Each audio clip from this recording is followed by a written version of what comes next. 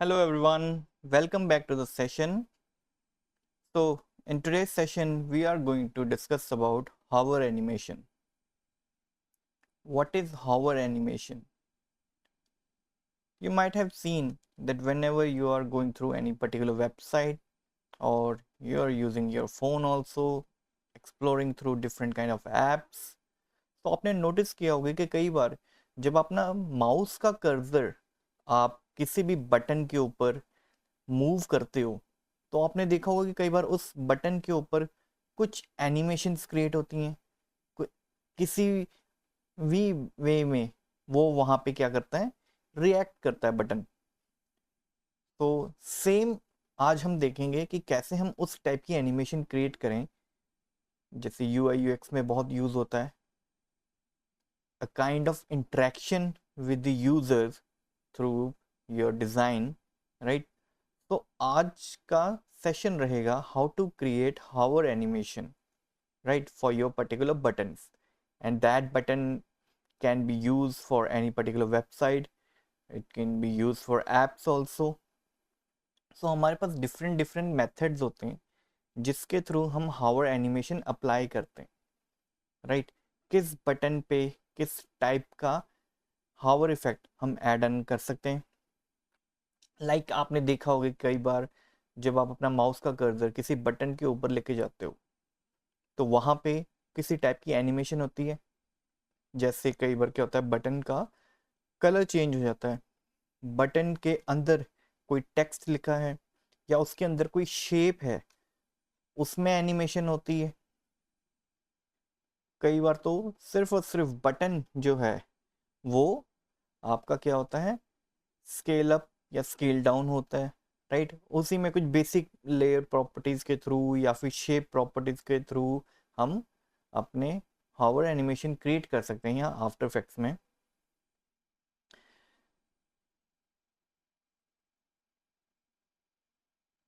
So let's start with some basic hover animation, and to start with it I have already created some of the buttons, right।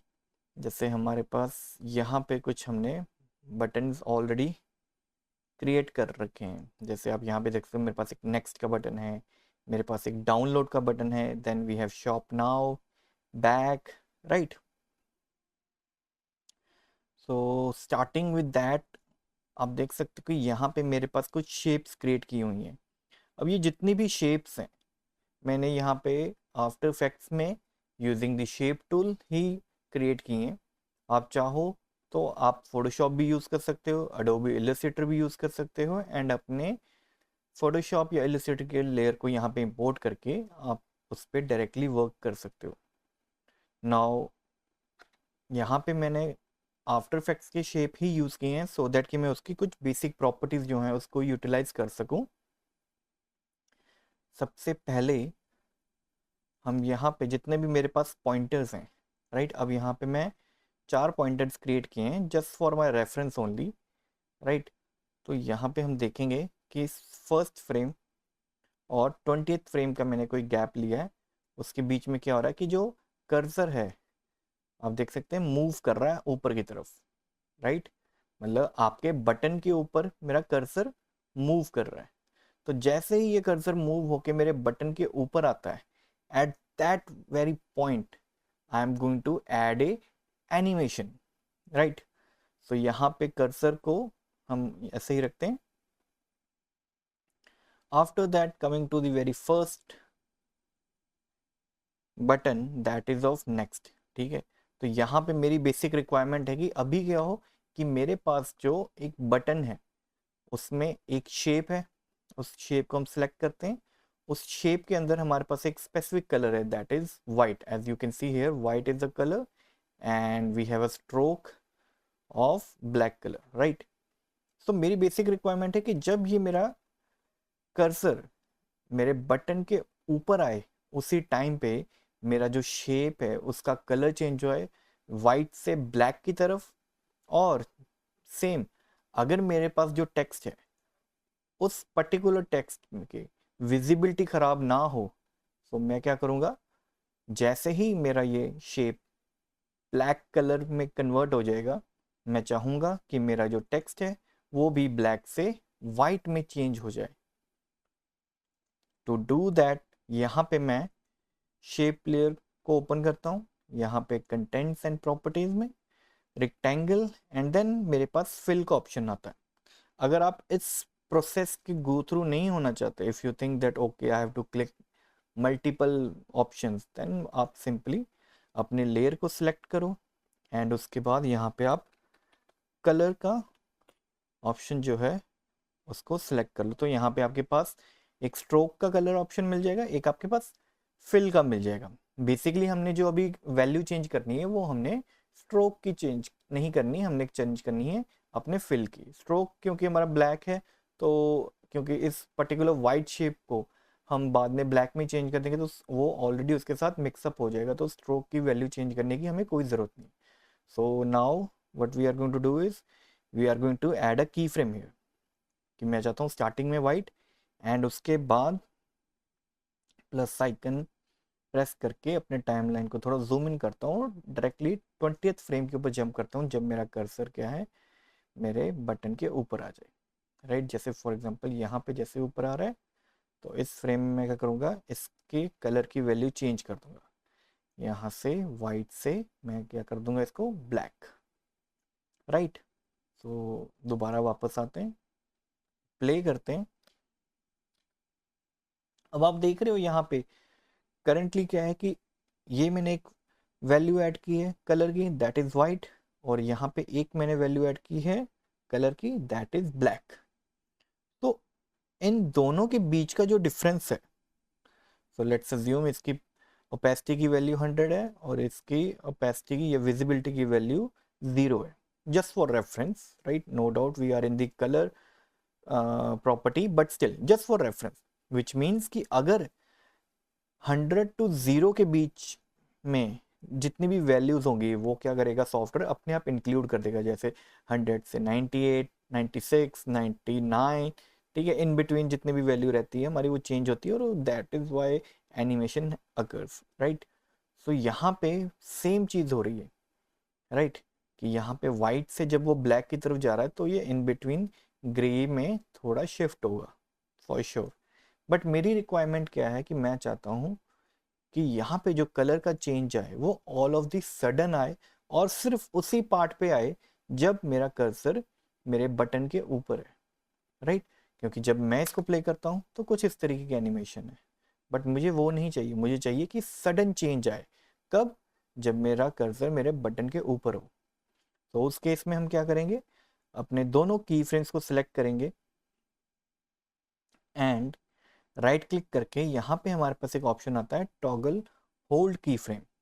सो वो क्या करेगा, basically आपके दोनों की frames की value को hold कर देगा और इन बिटवीन के जो भी वैल्यूज हैं उनको नन कर देगा, विच मीन्स कि यहाँ पे जो वैल्यू आपने ऐड की है और एक वैल्यू आपने यहाँ पे ऐड की है, तो यहाँ पे क्या होगा, all of this sudden change आएगा आपकी एनिमेशन में। इन बिटवीन की जो एनिमेशन है वो यहाँ पे नहीं होगी। जैसे फॉर एग्जांपल अगर मैं इसको प्ले करता हूँ तो यहाँ पे इसकी वैल्यू क्या है, black, sorry white shape fill की, और नेक्स्ट जो हमारे पास फ्रेम है वहाँ पे हमारे जो कलर की वैल्यू क्या है, दैट इज ब्लैक। तो अगर इसको मैं प्ले करता हूँ सो आप देख सकते हो कि जैसे ही ये कर्सर इसके ऊपर जाता है और इस पर्टिकुलर फ्रेम पे अगर मैं इसको प्लस कर दूं तो नेक्स्ट फ्रेम पे जो हमने वैल्यू ऐड की है तब जाके उसमें चेंज आएगा, वरना तो वो चेंज नहीं आएगा, राइट। सेम अब मेरी रिक्वायरमेंट क्या है कि जैसे ही मेरा जो ओके यस ओके, तो जैसे ही यहाँ पे मेरे शेप की कलर के चेंज कलर में चेंज आ रहा है तो मैं चाहता हूँ कि सेम उसी टाइम पे क्या हो कि मेरा जो टेक्स्ट है उसका भी कलर चेंज हो। करेंटली अभी यहाँ पे आप देख सकते हो वाइट के ऊपर ब्लैक कलर का टेक्स्ट है तो इजीली विजिबल है, बट जैसे ही हम उसका कलर चेंज करते हैं उसकी शेप का तो हमारे पास कौन सा कलर आता है, ब्लैक।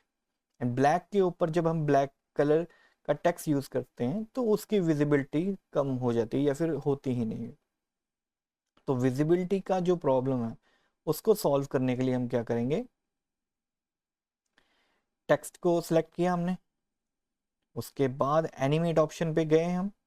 एनिमेट ऑप्शन में जाने के बाद we will choose the fill colour option, और फिल कलर ऑप्शन के अंडर हम RGB जो है उसको सिलेक्ट करेंगे। अब यहाँ पे जैसे मैं इसको RGB पे सिलेक्ट करता हूँ तो आप देख सकते हो मेरे पास एक फिल कलर का ऑप्शन आ रहा है, और वहाँ पे मुझे कौन सा कलर मिल रहा है, रेड। तो इसको करंटली मैं चेंज कर लेता हूँ ब्लैक में। अगेन यहाँ पे की फ्रेम ऐड करता हूँ, 20 फ्रेम्स का गैप, और यहाँ पे वैल्यू अगेन वाइट। तो यहाँ पे भी हम सेम सेम स्टेप ही फॉलो करेंगे, बिकॉज अगेन वो हो सकता है ग्रे के बीच में शिफ्ट करे, राइट। सो हम अपने की फ्रेम्स को सिलेक्ट करेंगे, राइट क्लिक, देन हमारे पास टॉगल होल्ड की फ्रेम का ऑप्शन आता है। अब इसके बाद लेट्स चेक आउट कि किस टाइप की एनिमेशन हमने क्रिएट की है, राइट। तो यहाँ पे आप देख सकते हो कि जैसे ही कर्सर ऊपर आता है तो वैसे ही मेरा जो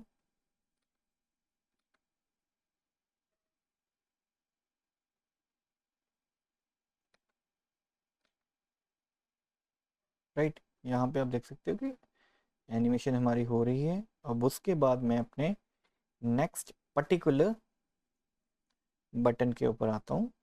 अब इस पर्टिकुलर बटन में हम क्या कर सकते हैं, जैसे ही फॉर एग्जांपल यहाँ पे अगर मैं इस पर्टिकुलर शेप की बात करूँ तो हमारे पास एक शेप लेयर है, एक टेक्स्ट है, और एक कस्टम शेप है। ये मैंने पेन टूल के थ्रू क्रिएट किया है। तो हम क्या करेंगे कि जैसे ही मेरा कर्सर इस पर्टिकुलर फ्रेम पे आए, राइट, मैं चाहता हूँ कि इस पर्टिकुलर बटन पे जो एनिमेशन क्रिएट हो, उस पर्टिकुलर एनिमेशन में मेरे पास ये जो मेरी शेप है, ठीक है, वो मूव करे।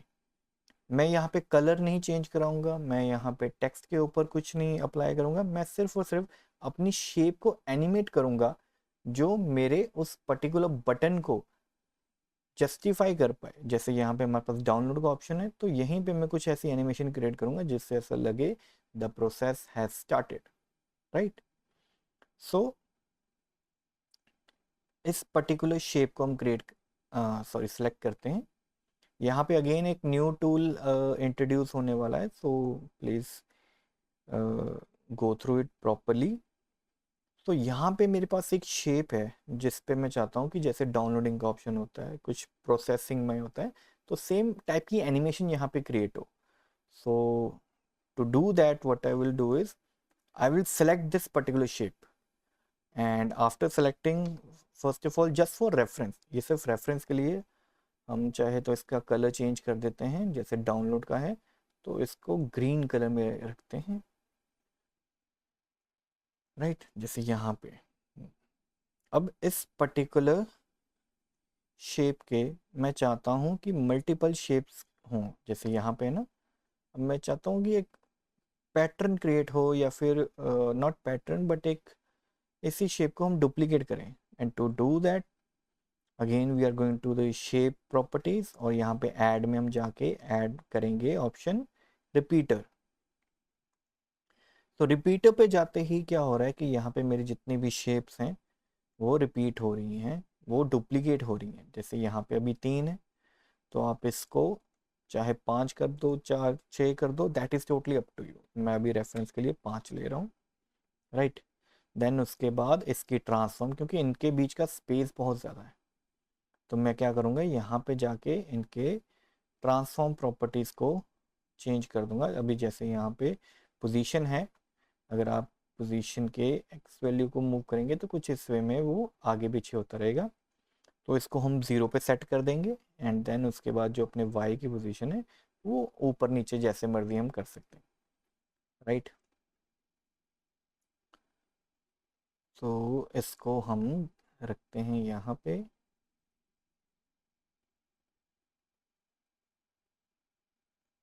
Okay great. अब यहाँ पे आप देख सकते हो मेरे पास कुछ इस टाइप की शेप क्रिएट हो चुकी है। अब ये मल्टीपल शेप्स क्रिएट करने का सिर्फ एक आपको रेफरेंस देने के लिए था, वैसे तो हम अगर इसको एक सिंगल लेयर भी रिपीट करते तब भी मेरा काम बन जाना था, बट स्टिल यहाँ पे ये है। देन उसके बाद हम क्या करेंगे, अपने इस पर्टिकुलर शेप को हम एनिमेट करेंगे। अब जैसे ही यहाँ पे कर्सर मूव होता है, मैं चाहता हूँ कि ये डाउनलोड का ऑप्शन नीचे आ जाए, बट यहाँ पे मैं अब एक और इफेक्ट यूज़ करूँगा मास्किंग का, बट लेयर मास्क ना करके हम जैसे क्लिप मास्क होता है इफेक्ट हमारे पास, राइट। तो क्लिप मास्क के लिए हम क्या करते हैं, जैसे ट्रैक मैट का ऑप्शन यूज़ करते हैं, सेम वैसा ही करूँगा। मैं चाहता हूँ अब मैं एक शेप क्रिएट करूँगा जो इस पर्टिकुलर शेप को ओवरलैप करे। तो यहाँ पे मैं एक शेप क्रिएट कर लेता हूँ कुछ ऐसे, और उसके बाद इसका स्ट्रोक कर देता हूँ नन, और colour just for reference red कर देते हैं, और एक बार इसका हम ओपेसिटी कम करके देखते हैं सो दैट कि ये पूरा ओवरलैप हो सके, और बहुत ही इसको प्रिसाइज रखेंगे हम। जैसे यहाँ पे इसको मूव कर देता हूँ मैं, और इसको थोड़ा बहुत हम कंटेंट्स में जाके रेक्टेंगल प्रॉपर्टीज़ में रेक्टेंगल पाथ, और थोड़ा बहुत जो साइज़ को अनलिंक करके उसको इसके ऊपर फिट कर देंगे सो दैट कि उतने प्रोपोर्शन में रही है।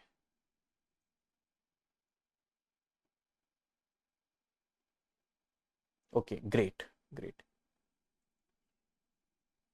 तो मेरे पास जो ये वाली मेरी शेप है, राइट, इस शेप के ऊपर ही रखेंगे हम इसको।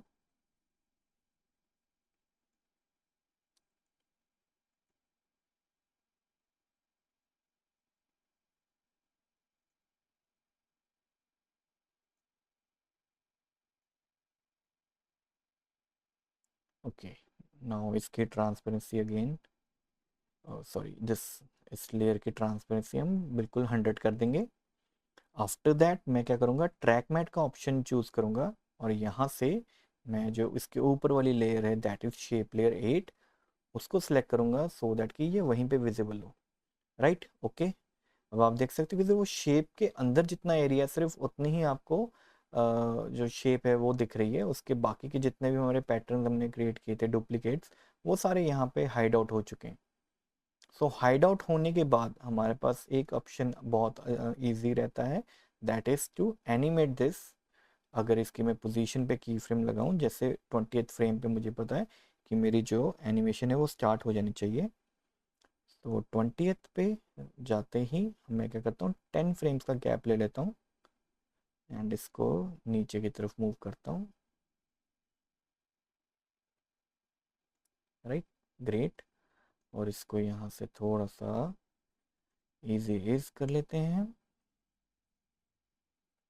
और अब देखते हैं किस टाइप की एनिमेशन है। यहाँ पे जैसे कर्सर मूव कर रहा है, तो जैसे ही कर्सर ऊपर की मूव किया, अब आप सकते हो जैसे डाउनलोड का प्रोसेस शुरू हो गया हो कुछ वैसे, राइट। तो यहाँ तक हो सो सबको क्लियर होगा कि कैसे आप कलर चेंज का ऑप्शन चूज कर सकते हो, कैसे आप अपने जो शेप है उसको एनिमेट करवा सकते हो using the track matte effect, right. And next हम जैसे स्केल प्रॉपर्टी है, हॉवर पे ऊपर जाता है, तो वो सबसे वैसे तो इजी रहती है प्रॉपर्टी, बट स्टिल हम एक बार उसको गो थ्रू ज़रूर करेंगे सो दैट कि हमें ज़्यादा क्लैरिटी मिले। नाउ अब जब मैं इस शेप के ऊपर जाता हूँ, राइट, अब यहाँ पे मेरे पास स्केल के ऑप्शन दो चीज़ों पे हैं, या तो मैं अपने इस रेक्टेंगल शेप को भी स्केल अप करूँ, या फिर मैं सिर्फ और सिर्फ अपने इस टेक्स्ट के ऊपर स्केल का ऑप्शन जो है वो यूज़ करूँ। सो अगेन हम जाते हैं यहाँ पे 20th फ्रेम पे जैसे ही गया, एंड यहाँ पे जो मेरे पास स्केल प्रॉपर्टी है टेक्स्ट की, ठीक है, मैं उस पर क्लिक करता हूँ, और अगेन 10 फ्रेम्स का गैप, और इसकी वैल्यू थोड़ी सी बढ़ा देता हूँ,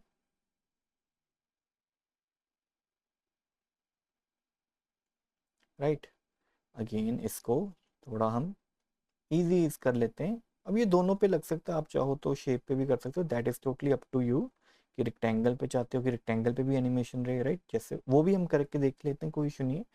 तो जैसे अभी इसको मैं प्ले करता हूँ, राइट,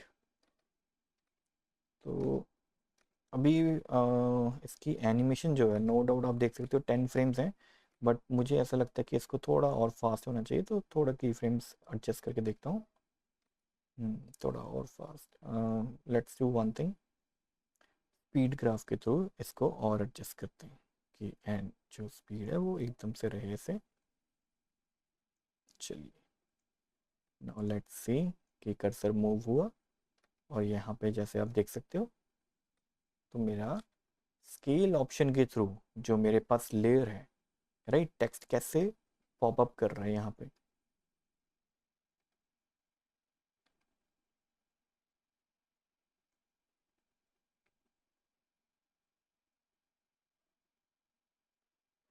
होप सो यहाँ तक आपको क्लियर होगा कि कैसे आप कलर चेंज के थ्रू हावर एनिमेशन क्रिएट कर सकते हो, कैसे आप ट्रैक मैट के थ्रू उसके अंदर के जो आइकन्स हैं उसको एनिमेट कर सकते हो। एंड एक हमारे पास बहुत ही बेसिक रहता है option, but still impactful, scale का, कि आप कैसे स्केल प्रॉपर्टी यूज़ कर सकते हो। उसी के साथ यहाँ पे मेरे पास एक और ऑप्शन है, जैसे फॉर एग्जांपल अब मेरे पास ये है बैक बटन, है ना। तो मैं इस पर्टिकुलर शेप के ऊपर आता हूँ। ओके, नाउ अब मैं चाहता हूँ कि यहाँ की जो एनिमेशन है उसमें थोड़ा हम शेप प्रॉपर्टीज़ को कैसे ट्विस्ट कर सकते हैं, उसके ऊपर हम देखते हैं। जैसे ये एक मेरे पास शेप प्रॉपर्टी है, और इसके कंटेंट्स में जाता हूँ मैं। ठीक है, अब यहाँ पे हम जैसे इस रेक्टेंगल के साइज के ऊपर जाते हैं, और इसको अगर थोड़ा बहुत शिफ्ट करना चाहें तो कर सकते हैं। तो जैसे यहाँ पे अगर मैं इसको रखता हूँ, इतने स्पेस पे रखता हूँ, कर्सर जैसे ही जाए तो मैं चाहता हूँ कि वो एनिमेट हो।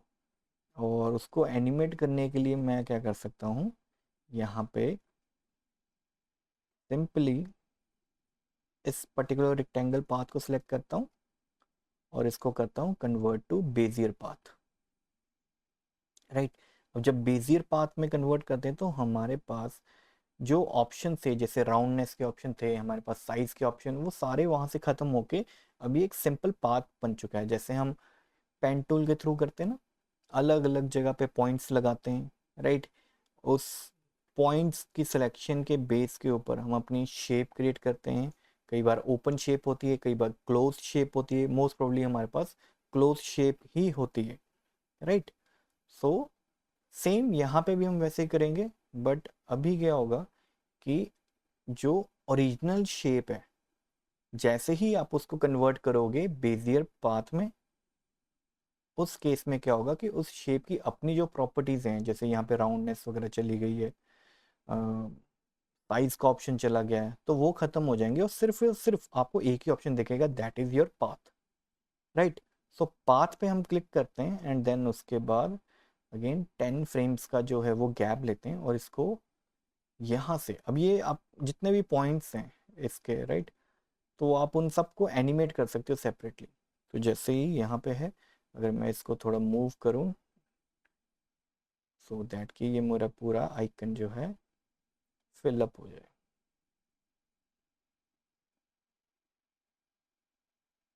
राइट। यहाँ पे अगेन इसको इजीज करते हैं,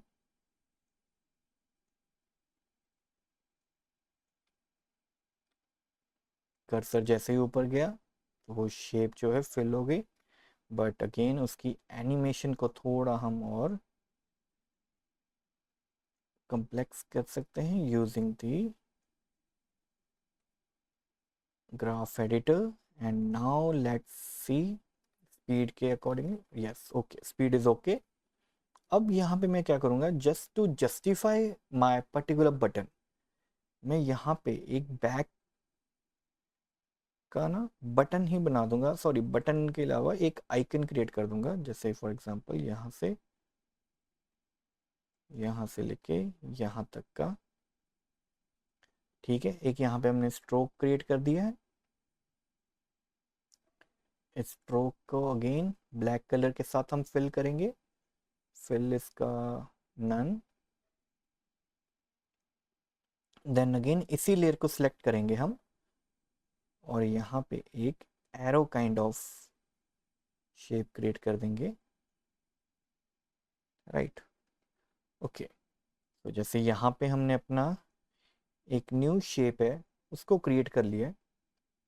अब ये जो मेरे पास शेप है, अगेन ये मेरे उस पर्टिकुलर बटन को जस्टिफाई कर पा रहा है just in a graphical form. पहले क्या था, यहाँ पे टेक्स्ट था, अब वो टेक्स्ट हटा के हमने क्या कर दिया है, एक शेप क्रिएट कर दी है, एक ग्राफिक हमने ऐड ऑन कर दिया है, जो again somehow is the same thing, right. कि ऐसा नहीं है कि मेरा टेक्स्ट कुछ और बोल रहा है और मेरा जो ग्राफिक्स हैं वो आपस में मैच नहीं कर रहे, they should complement each other, right? So that's why I've created this kind of icon here, so that it should justify my particular shape also, or the button also. Now what we are going to do is, again इस shape को मैं rename कर लेता हूँ back, and then इस particular text के ऊपर रखता हूँ।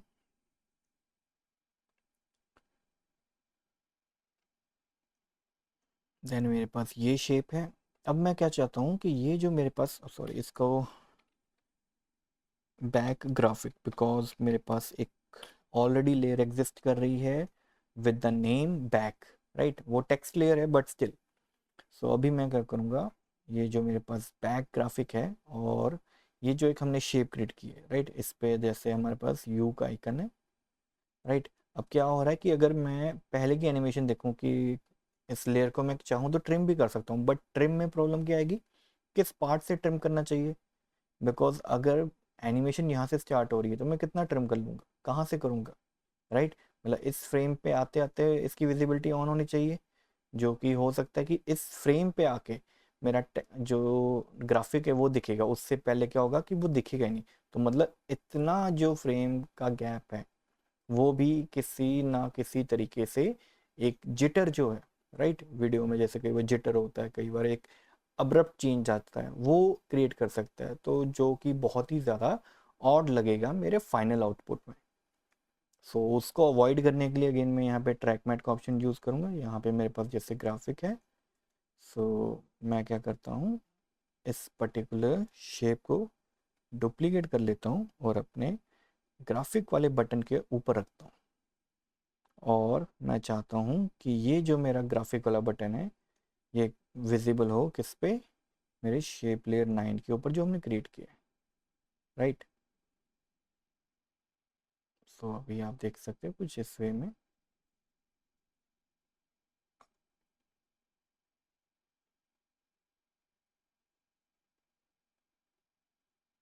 ठीक है। अब यहाँ पे अगेन एक इशू आ रहा है कि मेरा ये जो शेप है इसको ओवरलैप कर रहा है, तो उस केस में मैं क्या कर सकता हूँ, अपने इस पर्टिकुलर शेप को, बिकॉज ये शेप 1 थी तो इसका जो पाथ है उसको थोड़ा सा मैं लेफ़्ट की तरफ मूव कर लेता हूँ, सो दैट कि मेरे वो वाइट कलर की शेप है उसके ऊपर ओवरलैप ना करे, राइट। सो अभी हमें अपनी जो एनिमेशन है वो चेक करते हैं कुछ इस वे में, राइट, एंड प्रेस करते हैं। एंड उसके बाद एक बारी सभी जो बटन्स हमने क्रिएट किए हैं उसकी एनिमेशन को एक बारी गो थ्रू होंगे, सो दैट कि हमें एक आइडिया मिल जाएगा कि किस टाइप की एनिमेशन या किस टाइप का हावर इफेक्ट हमने क्रिएट किया है। सो यहाँ से हम इसको प्ले करेंगे।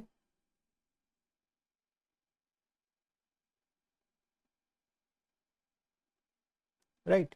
सो यहाँ पे आप देख सकते हो कि हमने कैसे अलग अलग मेथड्स के थ्रू हावर एनिमेशन को क्रिएट किया है, जैसे यहाँ पे कलर के थ्रू, यहाँ पे शेप को एनिमेट करके, यहाँ पे स्केल प्रॉपर्टी के थ्रू, और यहाँ पे अपने शेप को कन्वर्ट करके बेजियर पाथ में, राइट।